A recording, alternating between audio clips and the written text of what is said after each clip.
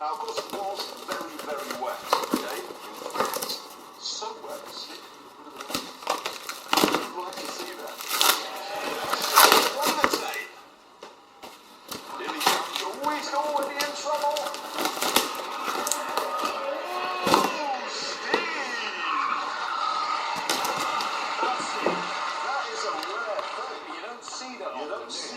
But that gives you an idea of just how wet it was. Apparently, he says that if it had been just normally wet, he would have got very close to the 911 GT3's time of 127.2. So hang on, how much is this one?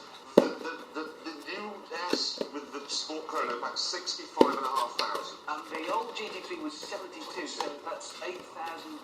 It's not old, you can still buy it. So they're doing a new GT3 911? No, they're doing the old one still. See, if you want a 911 but you want a GT3 or a GT2 or a Turbo or a Targa, you buy the old one. So that's not really old at all, then? No, it's not. They're still made. So you see, so there's a new one that looks just like the old one, but you can still get that one new. Yeah. But it's old. Yeah. And you see, it was difficult enough when there was only one 911. Now there's like two. The chances now of being able to go into a Porsche dealership and coming out with the car you want, infinitesimal. It's like, you know, when you go and buy a cup of coffee now, and one of those people, you can have a cup of coffee. What, do you want a skinny latte? And they'll go and a shot. I said, I just want a cup of coffee. Stop asking questions. I just want a car with its engine at the back. And that's it. Now, here on Top Gear, we have a rather unfortunate reputation for busting stuff. So we wondered if maybe it was about time we mended something. And that's when we came up with the idea for Restoration Rip-Off.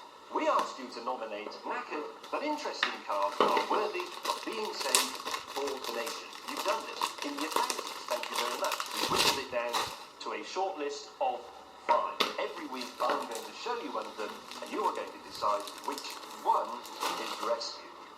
Let's see the first candidate. Our first car is a Lotus 10. A racer that enjoyed success in the 1950s.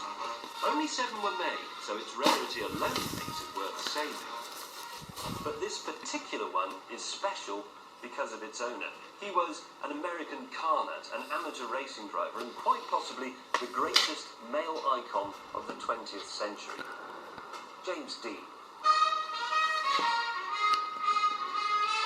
Dean wasn't just an actor. His real love was motor racing, and in the 1950s, Lotus was practically unheard of in the States.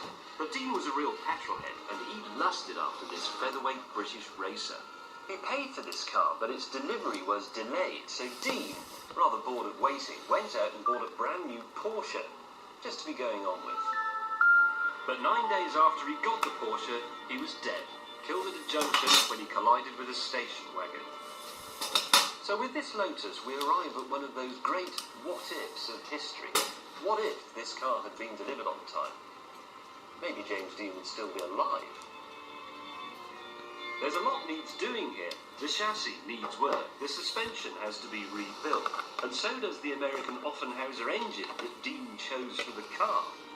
Something James Dean probably wouldn't have chosen is these drum brakes, which would have been forced upon him by Lotus corporate pettiness. You see, Lotus already had disc brake technology by then, but they wouldn't put it on a car that was ordered by an American because they thought the Yanks would nick the technology. There would be 2 appropriate ways to commemorate the life of James Dean. One, through his films, which we have, but the other would be to preserve one of his beloved cars. To vote for James Dean's Lotus, you ring 09011110835, and then you follow the rather irritating instructions that I'll be giving you from inside a computer in Delhi. All the instructions are also on our website. Now, as an added bonus, if you ring up to vote, you also get the opportunity to take part in our competition to win a VIP day out at the Top Gear test track. All you have to do is answer quite a tricky question. Which Italian supercar maker features a prancing horse on its logo? Why do they make it tricky, man? No idea. Anyway, let's do the news, shall we? And we have got some very big news for you to kick off. We're up for an award. Oh, yes, we are. We are. Top Gear's up for an award. We were up for the BAFTAs. Yeah, we lost. We lost that. Yeah.